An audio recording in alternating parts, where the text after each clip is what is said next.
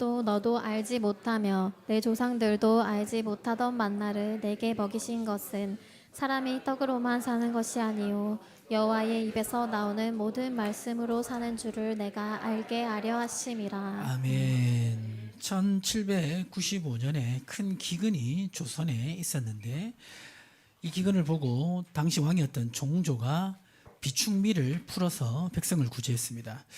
그 쌀들을 본 백성은 이렇게 고백했습니다. 관의 창고에서 곡식이 쏟아져 나왔다.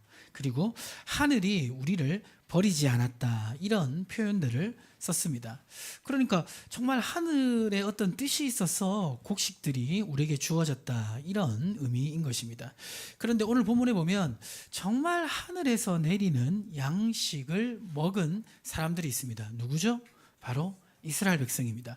이스라엘 백성은 지난주에 가네스 바네아에서 능동적 믿음으로 가나안 땅을 정복해야 되는데 어떤 믿음으로 갔습니까? 수동적 믿음으로 가나안 땅을 믿음으로 정복하지 못했습니다.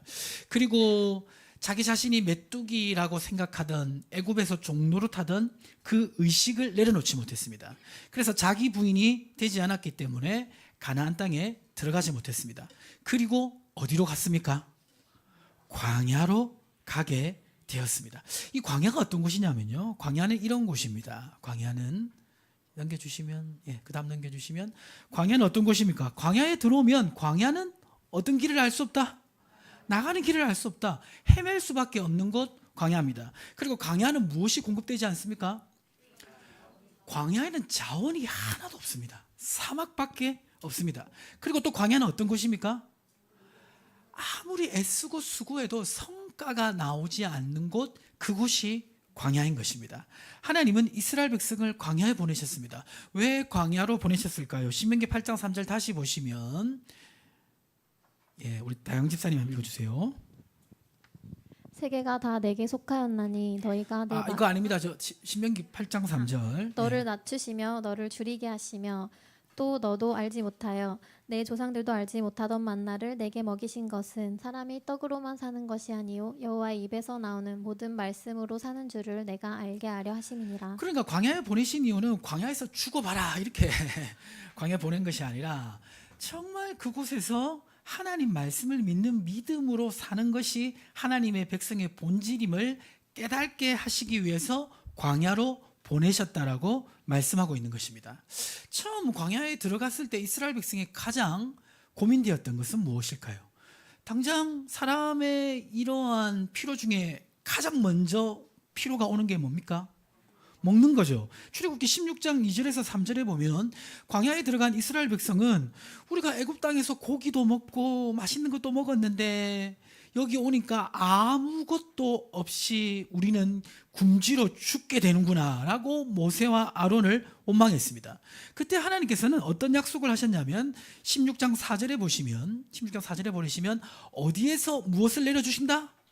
하늘에서 양식을 비같이 내려주시겠다고 약속하셨습니다. 그 약속대로 이스라엘 백성이 광야로 아침에 나가보니까 아침에 무언가가 있었습니다. 출애굽기 16장 14절 보시면 16장 14절 우리 청년들만 읽어보겠습니다. 그 이슬이 마른 후에 광야 지면에 작고 둥글며 서리같이 가는 것이 있는지라. 가니까 보니까 광야에 동그란 이제 뭐가 막 있는 거예요. 그래서 보니까 16장 31절에 보니까 가시 같기도 하고 먹어봤는데 먹어보니까 맛이 어땠다? 꿀과자 같았다. 이제 우리가 명절에 먹는 그 과자 있지 않습니까? 그런 맛이었던 것입니다. 자, 이런 만나를 먹었을 때 이스라엘 백성이 들었던 생각이 무엇일까요? 그 생각의 흐름을 한번 추적해 보면 제일 먼저 들었던 생각은 배고픔에서 해결하게 되었다. 이거였겠죠? 그리고 두 번째 들었던 생각은 단순한 배고픔에서 해결이 아니라 참 맛있다. 이스라엘 백성이 종노릇하면서 언제 꿀과자 맛을 봤겠습니까? 그렇죠? 그 꿀과자 맛을 보면서 얼마나 맛있었을까? 정말 맛있다. 그런 생각을 했을 것입니다. 그런데 그렇게 생각하다가 보니까 갑자기 아주 놀라운 충격적인 그런 사실을 직면하게 된데 바로 이것입니다. 우리 다영 쌤 읽어주세요. 먹을 것이 없는데 살 수 있을까? 하나님의 백성은 먹을 것이 없는데 살 수 있다. 하나님께서 하늘에서 양식을 내려주시기 때문이다. 처음에는 배고픔을 해결한 안도감, 그리고 맛있어서 즐거움을 느꼈지만 마음속에서 뭔가 큰 깨달음이 왔습니다. 뭐냐면 먹을 것이 없어도 살 수가 있구나, 하나님의 백성은. 왜냐하면 아무것도 없는 데서 하나님은 하늘에서 양식을 내려주시는 분이구나, 이것을 깨닫게 된 것입니다.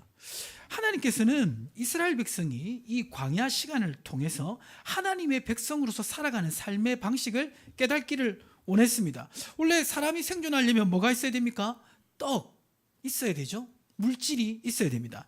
그러나 하나님의 백성은 떡과 물질이 없어도 살 수가 있습니다. 왜 그렇습니까? 하나님의 말씀을 믿고 살 때 어디에서?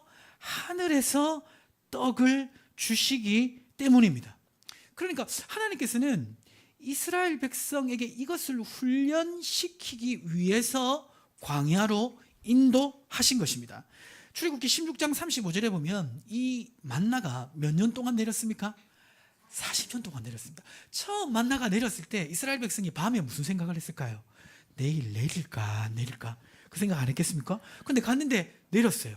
그 다음 날에도 오늘은 내렸는데 내일은 또 내릴까 안 내릴까 생각하지 않았겠습니까? 아마 한 달이 지났어도 한 달 정도 내렸으니까 이제는 안 내릴 것이다 생각했을 것입니다. 그렇죠?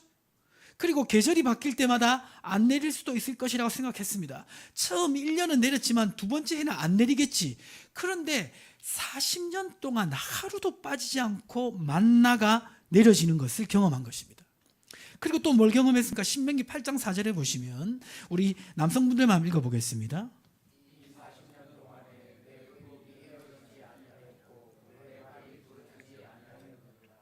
그러니까 이 광야의 삶을 살아갔는데 광야에서도 죽지 않고 광야에서도 살아갈 수 있도록 해주시는 하나님을 경험한 것입니다.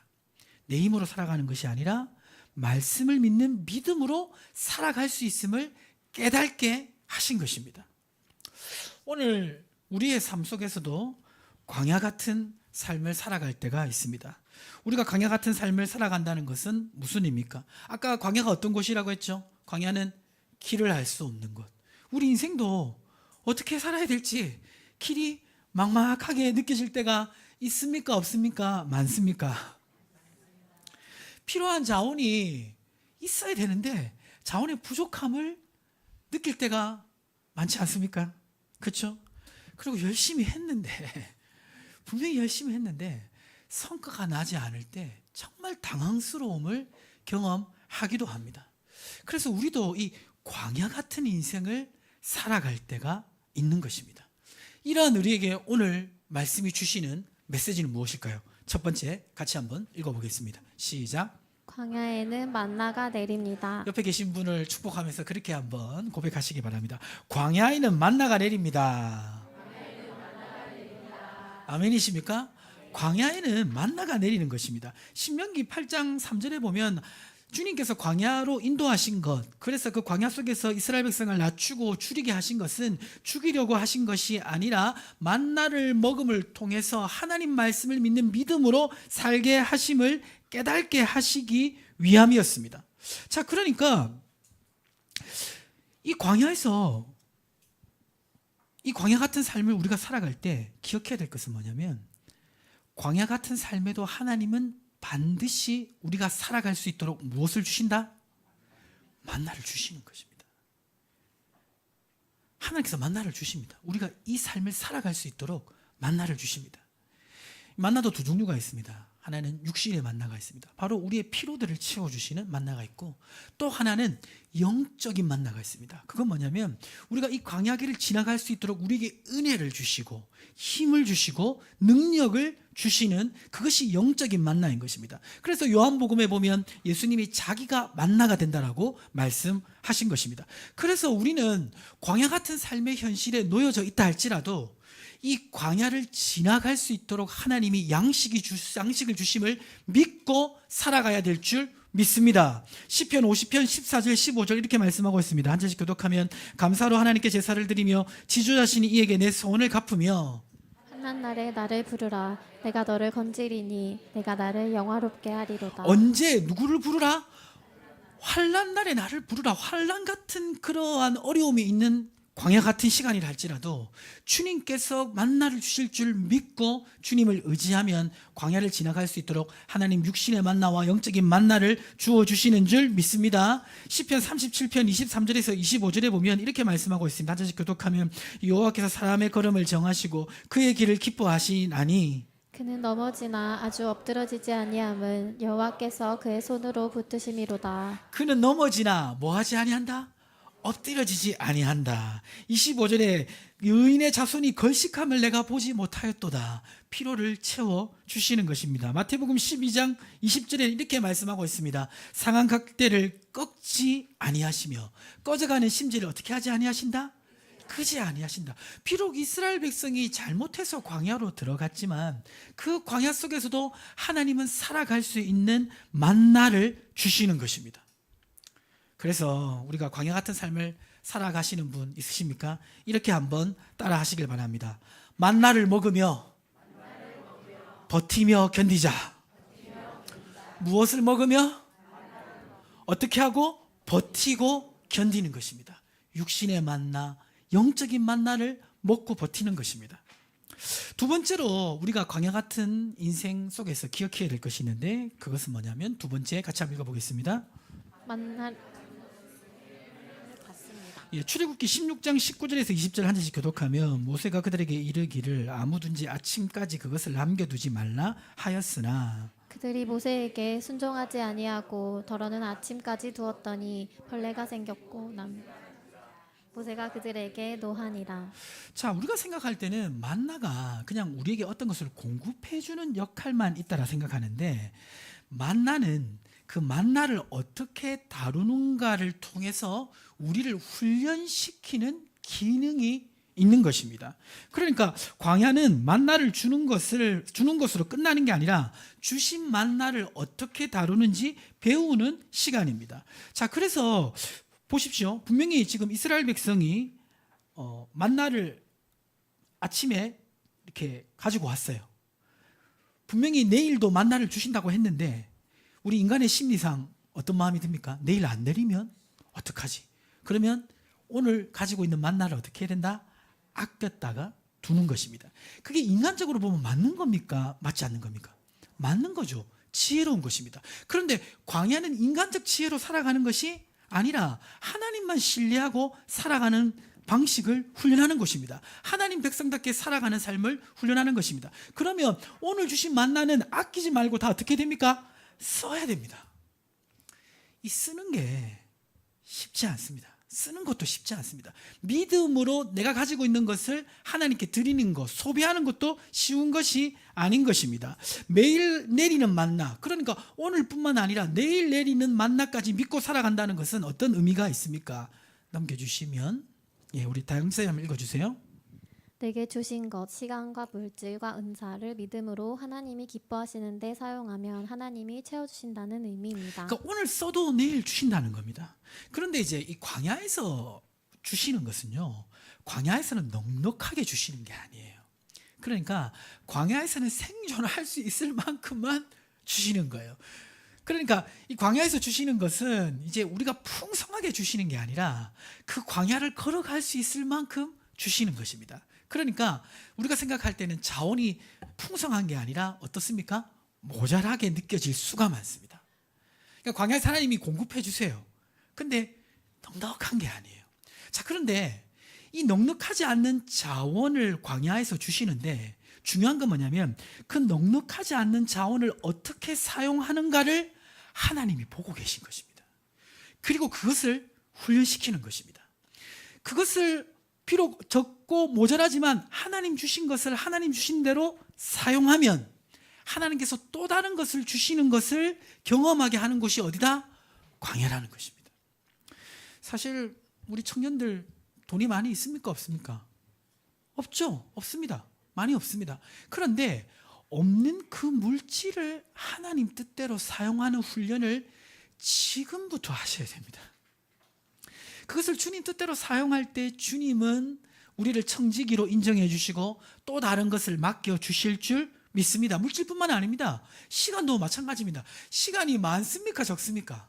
시간 모자랍니다. 모자란 그 시간, 그것을 주님 위해서 쓸 수 있어야 됩니다. 우리가 생각할 때 은사가 많은 것 같습니까? 적은 것 같습니까? 없는 것 같습니까? 예, 나 없는 것 같아 생각하는데 없는 사람은 아무도 없습니다. 조금 작을 뿐입니다. 근데 그 작은 은사가 더 귀하게 쓰일 때도 있습니다. 은사가 대단하지 않아도 그 은사를 가지고 하나님께 드릴 수 있어야 되는 것입니다.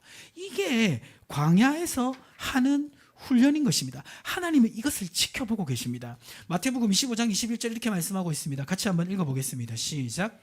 그 주인이 이르되 잘하였도다 착하고 충성된 종아 내가 적은 일에 충성하였음에 내가 많은 것을 내게 맡기리니 내 주인의 즐거움에 참여할지어다 하고. 자, 적은 일에 충성하는 것인 줄 믿으시기 바랍니다. 그것을 주님을 위해서 드리고 주님 기뻐하시는 대로 사용할 때 또 다른 것을 채워주시면서 나는 이제 나의 지혜대로 살지 않고 믿음으로 살아가는 삶을 살아가게 되는 것입니다. 세 번째, 마지막으로 기억해야 될 것은 무엇입니까? 세 번째 같이 한번 읽어볼까요? 만나가 그치는 시간이 있습니다. 예, 이 만나가 그치는 시간이 있다는 것입니다. 어떻게 생각해 보면 만나가 그친다는 게 안 좋을 수도 있는데 여호수아서 5장 12절에 보면 이렇게 기록하고 있습니다. 또 그 땅의 소산물을 먹은 다음 날에 만나가 그쳤으니 이스라엘 사람들이 다시는 만나를 얻지 못하였고 그 해에 가나안 땅의 소출을 먹었더라. 자, 만나가 정확하게 광야 생활이 끝난 다음에 만나가 그쳤어요. 그리고 무엇이 주어졌습니까? 가나안 땅의 소출이 주어졌습니다. 만나가 그쳤다는 것은 무엇을 의미하는 줄 아십니까? 훈련이 끝났다는 것입니다. 이제 믿음으로 살아가는 그러한 준비가 이스라엘 백성이 된 것입니다. 수동적 믿음에서 능동적 믿음으로 이제 훈련된 것입니다. 그러니까 지금 이 광야에서 만나가 주어지는 건 은혜지만 광야에서 주신 은혜는 어떤 은혜입니까? 나는 가만히 있어도 만나를 하나님이 주시는 거잖아요. 근데 그 만나를 믿음으로 사용하는 훈련을 통해서 이스라엘 백성은 능동적 믿음을 가지게 되었습니다. 그러니까 나중에 어떻게 됩니까? 가나안 땅에 들어가서는 이제는 하늘에서 주시는 만나를 가지고 먹고 사는 게 아니라 내 힘으로 경작해서 얻는 소출을 먹고 살 수 있도록 하나님께서 해주시는 것입니다. 그러니까 훈련이 끝나니까 하나님 이제 스스로 무언가를 얻을 수 있도록 축복해 주시는 것입니다. 이게 자원 공급의 차원에서만 그런 것이 아니라 믿음의 역사를 이루는 부분에서도 그렇습니다. 처음 이스라엘 백성이 가데스 바네아에서 가나안 땅 점령하려고 할 때 그 거인 족속을 보고 자기 자신을 뭐라고 표현했습니까? 메뚜기라고 표현했습니다. 그래서 정복하지 못하고 돌아갔습니다.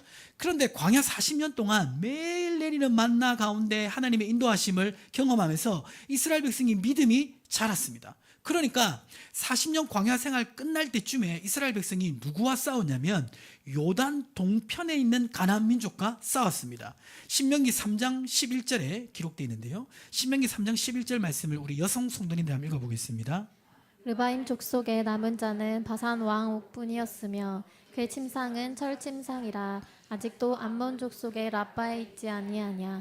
그것을 사람의 보통 규빗으로 재면 그 길이가 9규빗이요 너비가 4규빗이니라. 그러니까 요단 동편에 있는 이제 가나안 땅 들어가는 가나안 땅 동편에 있는 가나안 민족과 싸웠는데 그 민족의 왕이 누구였냐면 바산왕 옥이었습니다. 그런데 성경에서 그 왕의 침상 길이를 자세하게 기록하고 있습니다. 성경은 한 글자도 허투루 기록된 것이 없습니다. 모든 성경은 하나님의 감동으로 된 것인 줄 믿으시기 바랍니다. 성경은 창세기부터 계시록까지 한 글자도 그냥 쓰여진 것이 없습니다. 자, 그러니까 왜 이 침상 길이를 지금 얘기하고 있냐면 이 침상 길이가 이제 그러니까 높이가 4m, 폭이 1.8m의 침상이었습니다. 그러니까 높이가 4m 침상이면 지금 거기서 누워 자는 사람은 키가 어느 정도 될 것 같습니까? 3m 가까이 되는 거인 족속입니다. 골리앗이 거의 2m 한 7, 80 됐잖아요. 근데 우리가 2m만 넘어도 굉장히 큽니다. 최홍만 선수가 2m 18인가 그렇거든요. 그래도 굉장히 크게 느껴지잖아요. 그런데 2m 50, 2m 70이면 얼마나 크게 느껴지겠습니까? 제가 청년 때 몽골에 단기 선교를 갔었는데요. 몽골에 가서 깜짝 놀란 게 두 가지가 있습니다. 하나는 몽골 사람의 체격입니다. 몽골 사람은요 얼굴만 동양인이에요. 덩치는 다 유럽인입니다. 그래서 강호동 같은 사람들이 그냥 막 걸어 다녀요. 예. 그리고 몽골 민족은 굉장히 이 기세가 강합니다. 그래서 이 눈빛을 딱 보면요, 눈빛이 굉장히 날카롭습니다. 그래서 몽골 가서 몽골 사람들 얼굴 마주치지 못하고 고개 숙이고 다녔습니다. 자, 그러니까 지금 이렇게 강력한 바사낭 옥을 누가 이겼습니까? 이스라엘 백성이 이겼던 것입니다. 그러니까 지금 광야 들어가기 전에 이스라엘 백성과 광야를 돌고 나서 이스라엘 백성은 완전히 다른 것입니다. 믿음으로 일하는 법을 배운 것입니다. 그리고 나서 이제 이 광야의 훈련이 끝나게 된 것입니다. 자, 그러니까 분명히 광야의 훈련이 끝나는 시간이 있다 없다? 있다는 것입니다. 이 광야의 훈련을 제대로 받으면 그 광야는 끝나게 되는 것입니다. 자, 그래서 우리가 기억해야 될 것이 있습니다. 바로 이 질문에 대한 답입니다. 이 질문은 뭐냐면, 그렇다면 이 광야를 탈출하는 키는 누가 지고 있습니까? 먼저는 하나님이 가지고 있고, 또 누가 가지고 있습니까? 내가 가지고 있다는 것을 기억해야 됩니다. 이제 광야에 들어서면요, 사람들이 사람 탓을 많이 합니다. 아우, 저 사람 때문에 내가 광야에 들어가게 됐어. 그 말 맞는 말일 수 있습니다. 그리고 지금 너무 경제적 환경이 어려워가지고 내가 광야에 들어가게 됐어. 그것도 맞습니다. 요새 코스피는 뭐 7천, 8천 이렇게 올랐지만요, 지금 지역의 상인들은 굉장히 힘든 시간을 보내고 있습니다. 우리 샘물교회 성도님들은 이것을 잘 기억하시고 우리 샘물교회 성도님들 매장들을 많이 이용해 주시기를 주님의 이름으로 축복합니다. 정말 어려운 시간을 지나가고 있습니다. 그러다 보면 사람 탓할 수 있고 환경 탓할 수 있습니다. 그런데 그게 맞더라도 본질적으로 지금 광야를 지나가는 것은 영적으로 보면 누구를 훈련시키기 위함입니까? 바로 나를 훈련시키기 위함입니다. 신명기 8장 3절 자세히 보시면 누구를 낮추시며 너를 낮추시며 너를 줄이게 하시며 내가 알게 하려 하심이라. 너를 훈련시키기 위해서 이 광야의 시간을 지금 허락하셨다는 것을 믿으시기 바랍니다. 그러면 이 광야의 시간이 끝나는 시간은 언제입니까? 넘겨주시면 바로 사람이 떡으로만 사는 것이 아니라 하나님의 말씀으로 믿는 믿음으로 산다는 것을 깨닫고 경험하고 실천할 때 우리는 광야를 졸업하게 되는 것입니다. 그래서 우리는 이 광야를 졸업하기 위해서 누가 변해야 된다는 것을 깨닫습니까? 내가 변해야 됩니다. 내 생각대로 사는 게 아니라 하나님 말씀대로 살아가는 훈련을 끊임없이 해야 됩니다. 하나님 말씀대로 살아가기 위해서는 아침마다 어떻게 해야 됩니까? 은혜의 샘물을 묵상하든지 그리스도 중심의 성경 읽기를 하든지 두 가지를 반드시 하셔야 됩니다. 혼자 하기 힘들면 어떻게 해야 됩니까? 카톡방에 들어오셔서 하셔야 되는 것이죠. 그래서 말씀으로 사고하고 그 말씀으로 믿고 자기를 부인하고 만나를 다루는 그런 훈련처럼 하나님을 믿는 믿음으로 나를 드리는 이러한 삶을 살아갈 때 광야를 졸업하는 것입니다. 이 광야에 여러 가지 광야가 있죠. 물질의 광야가 있습니다. 물질의 광야를 만난 사람은 내 물질을 어떻게 사용하고 있는가를 점검해야 됩니다. 관계의 만나를 경험하는 사람이 있습니다. 관계의 광야를 경험하는 사람이 있습니다. 관계 때문에 너무 힘드신 분이 있습니다. 그런데 예수님이 뭐라고 말씀하셨습니까? 관계의 어려움을 푸는 열쇠로 이렇게 말씀하셨죠. 너희가 대접받고자 하는 대로 내가 먼저 대접하라고 말씀하셨습니다. 그러니까 결국 이 키는 누가 쥐고 있는 겁니까? 내가 쥐고 있는 것입니다. 우리 옆에 계신 분에게 그렇게 축복하겠습니다. 키는 당신이 가지고 있습니다. 예, 키는 다른 사람이 가지고 있는 게 아니라 내가 가지고 있습니다. 이것을 깨달아야 광야를 졸업할 수가 있습니다. 말씀을 마무리하도록 하겠습니다. 이스라엘 백성이 이제 광야에 들어갔을 때 자기는 망했다고 생각했을 것입니다. 이제 하나님의 사랑은 끊어졌다고 생각했을 것입니다. 어디로 가야 될지 모르는 광야 그곳을 헤매면서 가던 이스라엘 백성이었습니다. 그런데 사실은 이스라엘 백성이 광야에서 헤맸는데 40년이 지나니까 결국 어디로 갔습니까? 그 말은 하나님이 뒤에서 인도하고 계셨다 안 하고 계셨다? 여전히 인도하고 계신 것입니다. 광야의 시간도 하나님 여전히 인도하고 계십니다. 아멘이십니까? 광야에서 먹을 것이 없어 만나만 의지하며 살았습니다. 그렇지만 40년 동안 그 만나가 떨어지지 않도록 하나님이 자원을 공급하셨습니다. 그렇죠. 여전히 이스라엘 백성의 필요를 공급하셨습니다.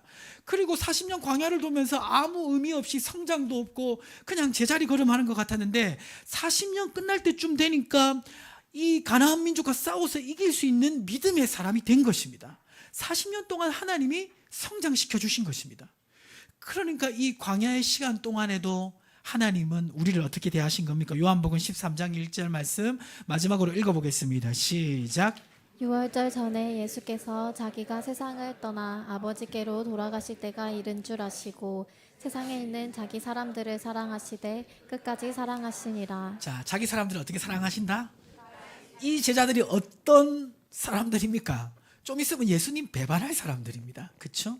사실 우리랑 비슷한 수준입니다. 그런데 어떻게 사랑하신다?